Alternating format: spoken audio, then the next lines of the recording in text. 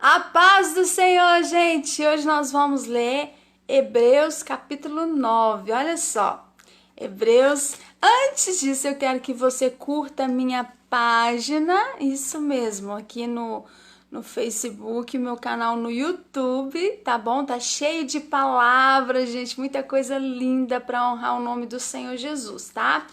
Olha só, está escrito assim, ó, Hebreus 9. Ora, naquela primeira aliança entre Deus e o seu povo, havia normas para adoração e havia um tabernáculo. Tá vendo? Olha só que ele fala. Tenda sagrada, né? Aqui na terra. Dentro deste tabernáculo havia dois compartimentos. O primeiro compartimento, chamado de lugar santo, né? Olha aí. Continha um castiçal de ouro e uma mesa com os pães sagrados, pães da presença, como era chamado, né, gente? Olha só. Então, olha só. Depois havia uma cortina e atrás da cortina um compartimento chamado de Santo dos Santos. Nesse compartimento havia o altar do incenso, né? Todo de ouro, e a arca da aliança inteiramente coberta de ouro puro. Olha aí, dentro da arca estavam as tábuas da aliança, um vaso de ouro com um pouco de maná e a vara de Arão que floresceu. Olha aí. Em cima da arca de ouro havia estátuas de anjos chamados querubins, as sentinelas da glória de Deus. Com as suas asas estendia por cima da cobertura de ouro da arca, chamada o propiciatório. Mas basta destes pormenores. Bem, quando tudo estava preparado, os sacerdotes entravam e saíam regularmente do lugar santo do tabernáculo para fazer o seu trabalho, mas somente o sumo sacerdote entrava no Santo dos Santos apenas uma vez por ano. Apenas uma vez por ano, completamente só, né? Ele entrava sozinho e sempre levando sangue do sacrifício que ele salpicava sobre o propiciatório como uma oferta a Deus para cobrir seus próprios pecados e os pecados que o povo havia cometido por ignorância, né? Olha aí. E o Espírito Santo utiliza tudo isso para nos mostrar que, sob o sistema antigo, o povo não podia entrar no Santo dos Santos, enquanto ainda estivesse em uso do primeiro tabernáculo. Tá vendo, gente? Eu falei isso na live de Hebreus 7 e Hebreus 8. Olha só, isso tem um ensinamento importante para nós, nos dias de hoje. Porque no sistema antigo oferecia-se ofertas e sacrifícios, porém estes não conseguia, né, purificar o coração do povo que os oferecia. Então eles não conseguiam nem se purificar a si mesmo, muito menos, né, oferecer sacrifício pelo povo, pois o sistema antigo tratava somente de certas cerimônias relacionadas à comida, bebida e purificação com água. O povo precisava guardar estes regulamentos que o ajudaria a sustentar a situação até que viesse um novo e melhor caminho da parte de Deus. Olha aí. Quando Cristo veio como sumo sacerdote deste sistema melhor que nós agora temos, ele entrou naquele tabernáculo do céu, ele entrou lá no tabernáculo do céu, olha só, maior e mais perfeito, né? Ele tá falando maior e mais perfeito. Olha só, gente, maior e mais perfeito, né? Que não foi feito por homens e nem faz parte dessa criação, olha aí. e uma vez por todas levou o sangue para dentro do Santo dos Santos e o salpicou sobre o propiciatório. Mas não era sangue de bodes, nem de bezerro. Lá ele levou o seu próprio sangue, tá vendo? Seu próprio sangue. E com esse sangue ele garantiu a nossa salvação eterna. Glória a Deus por isso. E se sob o sistema antigo o sangue dos touros e bodes e a cinza das novilhas eram espalhadas sobre as pessoas impuras e tornava as pessoas exteriormente puras, olha aí, quanto mais o sangue de Cristo transformará as nossas vidas e os nossos corações. Olha aí, o sacrifício dele purificará a nossa consciência de atos que levam à morte, ou seja, liberta da preocupação de ter de obedecer aos regulamentos antigos, né? Porque ninguém consegue obedecer tudo ao pé da letra, a palavra de Deus no Antigo Testamento. Ninguém consegue. Cristo veio para isso. Ele veio para poder cumprir a lei, né? Então, por isso que ele é a porta, por isso que a gente aceita Jesus como o único Senhor e Salvador das nossas vidas, porque somente o sangue dele, né? Somente o sacrifício dele vai purificar a nossa consciência, os nossos atos, os nossos pensamentos, o nosso coração, né? Atos que levam à morte, somente o sangue de Cristo, somente ele. Isso é graça de graça. Pai, o Senhor, né, o nosso papai enviou ele de presente para nós. Quem entende isso, dá glória a Deus, né? Porque ele é maravilhoso. E nos faz desejar servir ao Deus vivente, realmente. E nos faz desejar servir ao Deus vivente. Quem tem sede aí de servir a Deus, de evangelizar, de louvar, de pregar, de cantar? Quem? Quem tem sede, né? Então ele está falando, olha só, pois com a ajuda do eterno Espírito Santo, nosso amigo, né? Tá falando aqui, ó, com a ajuda do nosso eterno Espírito Santo, Cristo de bom grado entregou-se a Deus para morrer pelos nossos pecados. Então foi pelos nossos pecados. Ele que era perfeito, sem nenhuma única falta ou pecado, Cristo veio para ser o mediador desta nova aliança, para que todos que são convidados possam vir e herdar para sempre todas as maravilhas que Deus lhes prometeu.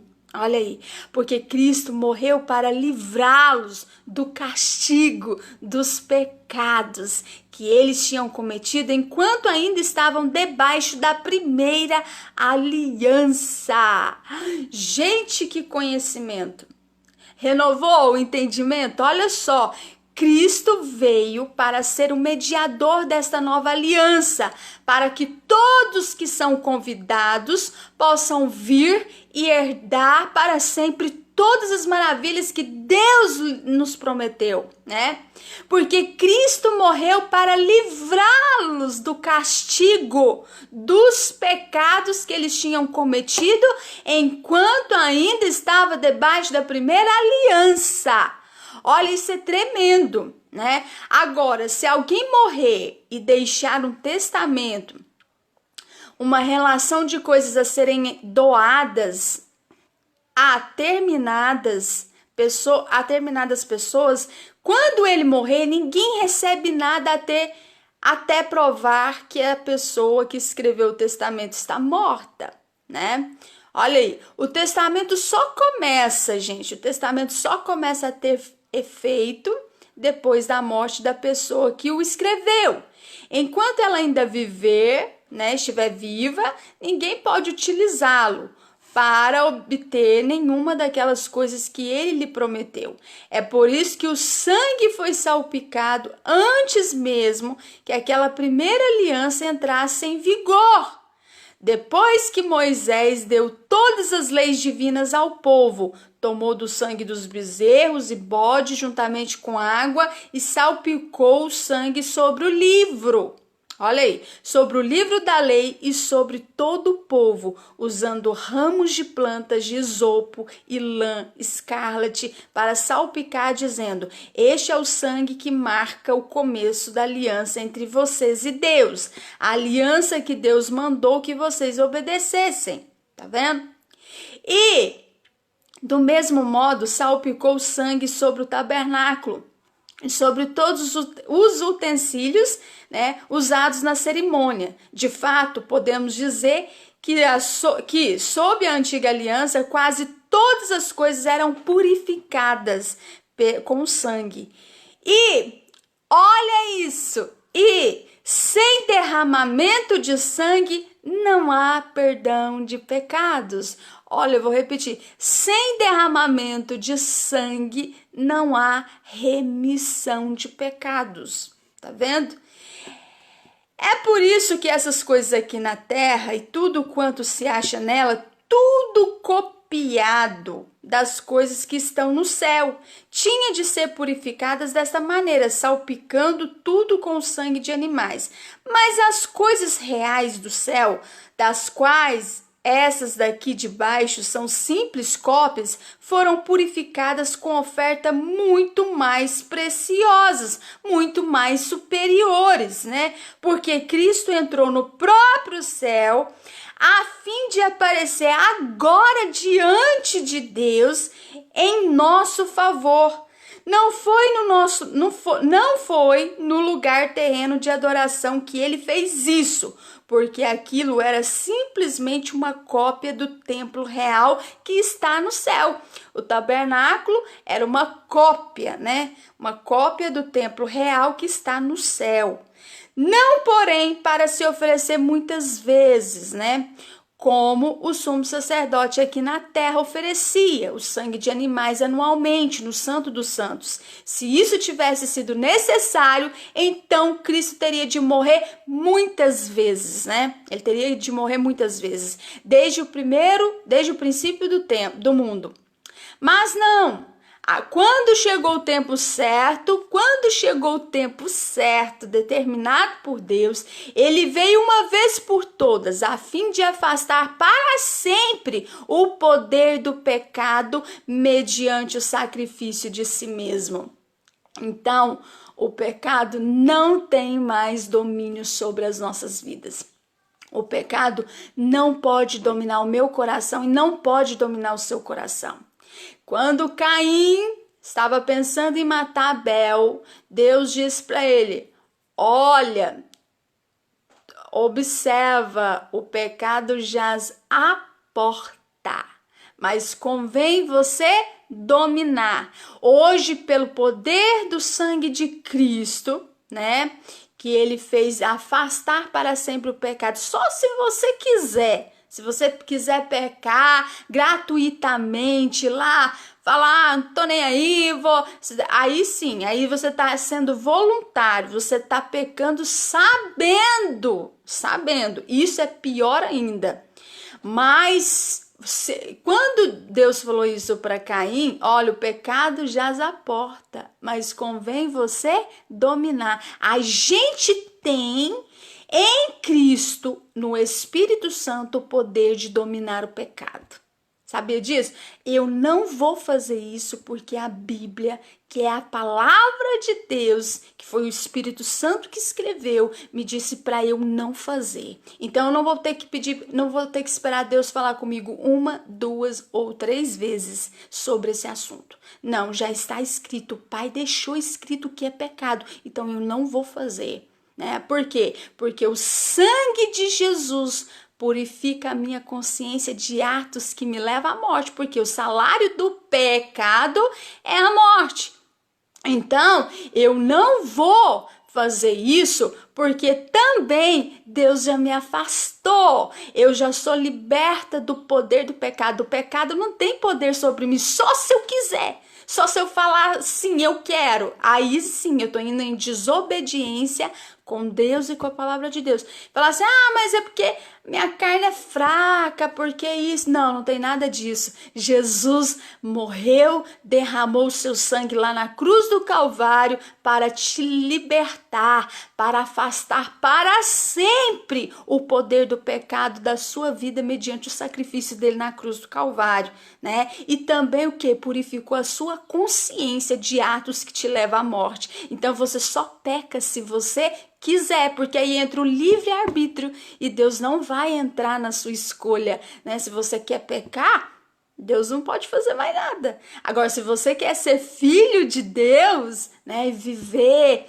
e ter a vida eterna, você vai obedecer o que o Pai pede, né? A obediência, o temor do Senhor, né? O princípio de toda sabedoria, respeito, amor. Eu amo meu Pai, eu amo meu Deus, e porque Ele escreveu isso, eu vou honrá-lo. Eu não vou pecar. Eu não vou entrar nessa onda, né? Então, sabendo disso, eu renovo meu entendimento. Então, Cristo, ele afastou para sempre o poder do pecado. Então, eu não tenho que pecar. Minha carne não é fraca, porque o Senhor já afastou. E ele purifica a minha consciência de atos que me leva a praticar o pecado, que do pecado vem o quê? O salário, que é a morte. Então, eu não faço isso. Amém? E nós também não vamos fazer, porque agora nós temos um conhecimento que renova o nosso entendimento.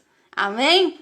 Olha só, e tal como está determinado que os homens morram só uma vez e depois disso vem o julgamento, assim também Cristo morreu uma vez só, como uma oferta pelos pecados de muitos, daqueles que creem, daqueles que querem, né?